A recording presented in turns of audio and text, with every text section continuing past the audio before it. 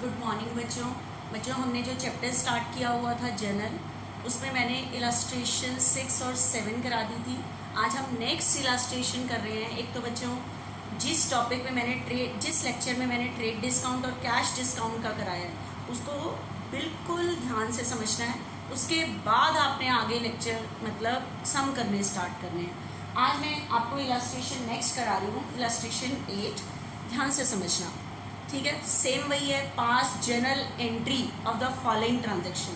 तो आपको जर्नल का फॉर्मेट बनाना है बच्चे, पूरा जर्नल का फॉर्मेट बनाना है और उसके अंदर ही सम करना है आपने। First column for date, second column for particular, next column for LF, next debit amount और credit amount. Journal date, particular, LF, amount, debit and credit amount. ठीक है। अब देखना, आपको पता है ये जो जर्नल हमने चैप्टर किया है, इसके अंदर हम जो रिकॉर्डिंग कर रहे हैं ये जर्नल एंट्रीज हैं बच्चों। ठीक है, क्या है? Journal entries. अब आपके पास नेक्स्ट ट्रांजेक्शन आ रही है बच्चे, यहाँ पे फर्स्ट ट्रांजेक्शन हमारे पास यहाँ पे है, बॉट गुड्स फ्रॉम मोहन। आपके पास फर्स्ट ट्रांजेक्शन गिवन है, bought goods from Mohan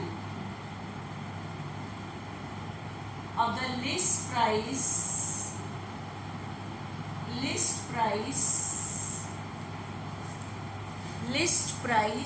of rupees 10,000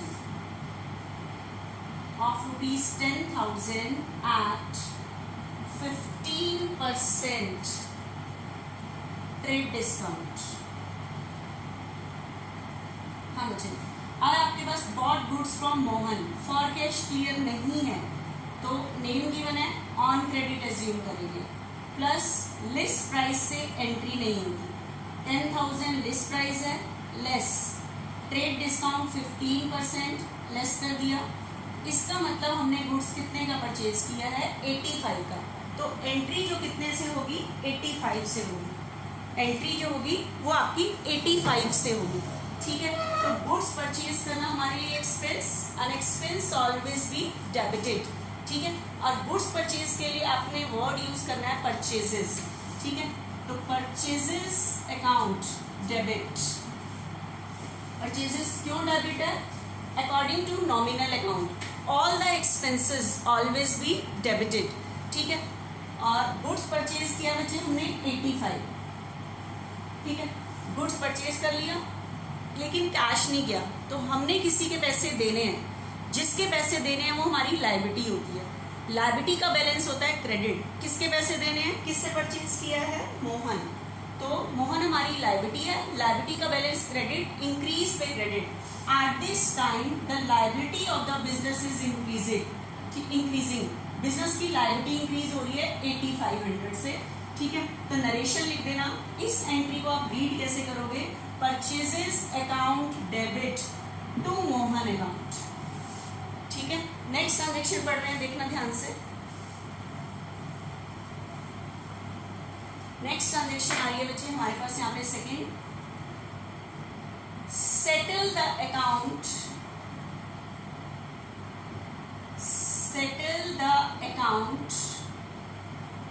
of Mohan, settle the account of Mohan by paying cash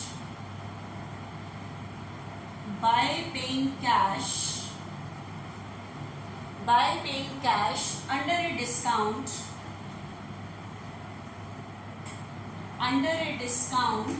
of 4%। ठीक है। Settle the account of Mohan. Settle the account of Mohan का मतलब है मोहन की पेमेंट की गई है। ठीक है। बाय पेइंग कैश पे करके, तो हमने इस लायबिलिटी की पेमेंट की है। Under A cash discount of 4%। Cash पे करते टाइम जो डिस्काउंट होता है वो कैश डिस्काउंट होता है। तो बताओ मोहन के अकाउंट की सेटलमेंट की गई है, मतलब मोहन को पे किया गया है। तो मोहन की हमने पेमेंट कितनी करनी है 85। इसकी पेमेंट पर कैश डिस्काउंट है बच्चे 4%।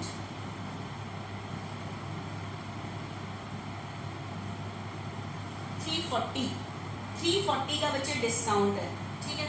तो हमने पेमेंट करनी थी 85, 340 का कैश डिस्काउंट है। तो बताओ at this time we are paying only ₹8160, ठीक है। पेमेंट करनी थी इतनी 85, इतना कैश डिस्काउंट है, ठीक है। कैश पे करते टाइम हमें डिस्काउंट रिसीव होता है, ध्यान रखना। और इसका मतलब हम कैश कितना पे करेंगे अब 8160। कैश पे करने से कैश जाएगा, क्रेडिट वर्ड गोज आउट, तो टू कैश अकाउंट। लेकिन कैश 85 नहीं जाएगा, 8160, ठीक है। और कैश पे करते टाइम जो डिस्काउंट होता है वो डिस्काउंट रिसीव होता है। यहीं पर साथ ही डिस्काउंट रिसीव, ये क्यों क्रेडिट हुआ, ये मेरी इनकम है। An income always be credited. 340 का डिस्काउंट किसको पेमेंट की गई है, मोहन को। मोहन क्यों डेबिट हो रहा है, इस टाइम लायबिलिटी इंक्रीज हुई थी, जब हम पे कर रहे हैं तो लायबिलिटी डिक्रीज, तो मोहन डेबिट, तो 85। तो बताओ 85 पेमेंट के बदले इतना पे कर रहे हैं, तो इतनी मेरी इनकम है, and income always be credited. इसकी नरेशन लिखोगे cash paid to Mohan and discount receive. आगे चलो बच्चे, नेक्स्ट। उसके बाद बच्चे थर्ड है bought goods from for cash. Third transaction है bought goods for cash. Bought goods for cash of the list price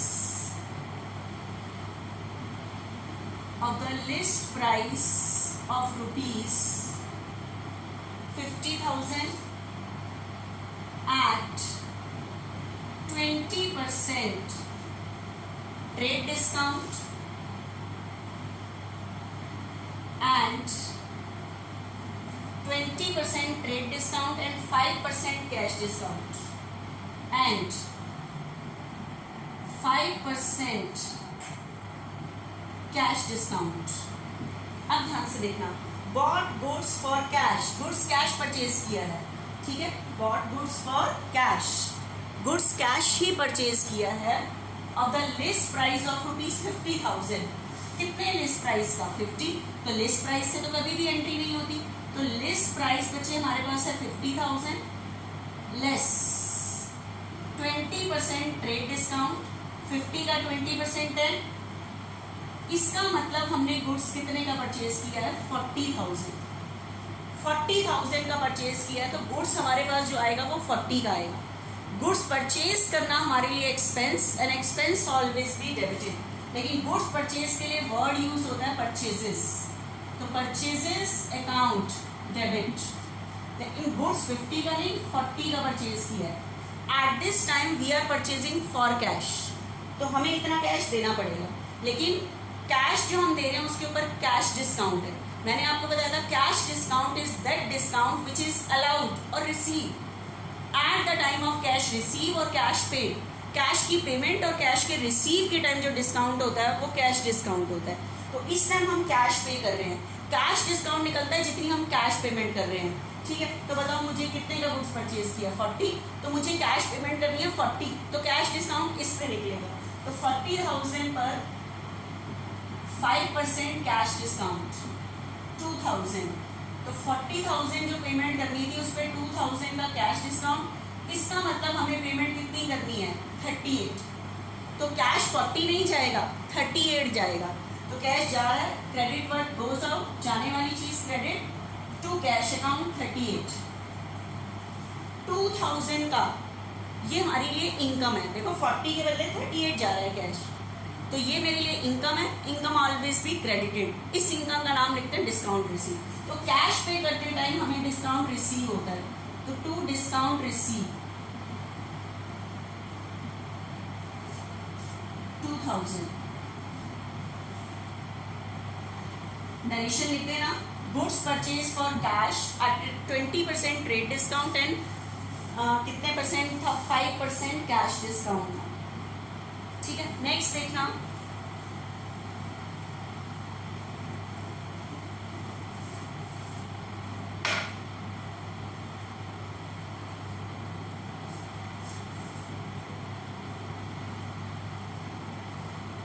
next transaction है बच्चे हमारे पास sold goods for cash, sold goods for cash